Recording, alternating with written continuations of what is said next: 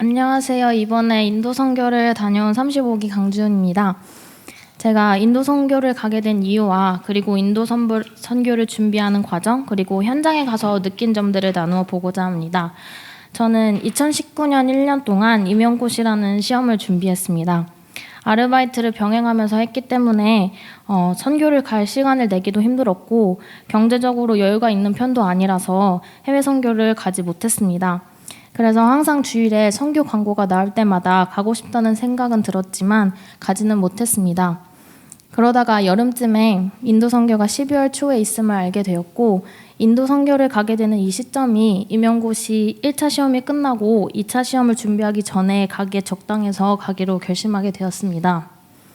저는 항상 해외 선교를 갔다 오면 하나님께서 제게 메시지를 하나씩 주셨습니다.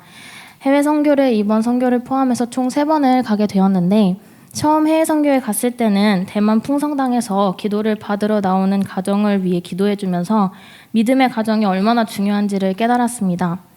그때 만난 그 가정은 저희가 선교를 가지 않았더라면 하나님의 말씀을 접하지 못했을 것이라고 생각하니까 대만에서 아직 하나님을 영접하지 못한 영혼들이 떠올라서 마음이 많이 안타까웠습니다. 또 다른 한편으로는 제가 믿는 가정의 집안에서 태어나서 말씀으로 이렇게 성장할 수 있다는 것에 대해서 굉장히 감사했습니다. 두 번째 대만 선교를 갔을 때는 하나님께서 제게 주신 은사를 알게 되었습니다. 저는 바이올린을 취미로 중학교 2학년 때까지 배웠는데 그 이후로 거의 9년간을 바이올린을 하지 않았습니다. 그런데 두 번째로 대만 선교를 갔을 때 노방 정도를 하다가 대만 교인 한 분이 바이올린을 갖고 오게 되었고 그 즉흥적으로 거기서 연주를 하고 또 예배 때에도 연주를 하게 되었습니다.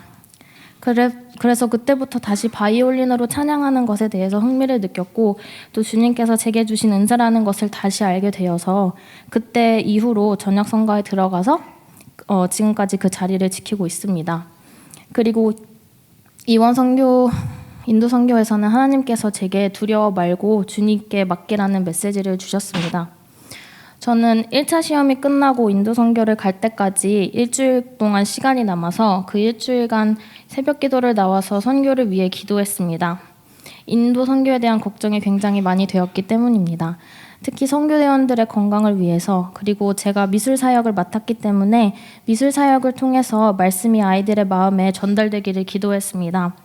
인도 선교에서 배탈이 많이 난다는 이야기를 들어서 걱정이 되었고 또 개인적으로 미술 사역이 색종이로 별을 접어서 그 별의 의미를 알려주는 것이었는데 아이들이 별을 쉽게 만들 수 있게 어떻게 설명할지 그리고 그 별의 의미를 어떻게 전달할지 수업을 구상하는데 굉장히 많이 걱정이 되었습니다.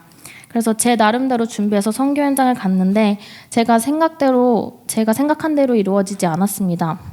낙타섬에서 아이들에게 처음으로 미술 사역을 했는데 생각보다 종이 접는 것을 아이들이 굉장히 어려워했고 언어도 통하지 않았고 시간은 매우 촉박했습니다.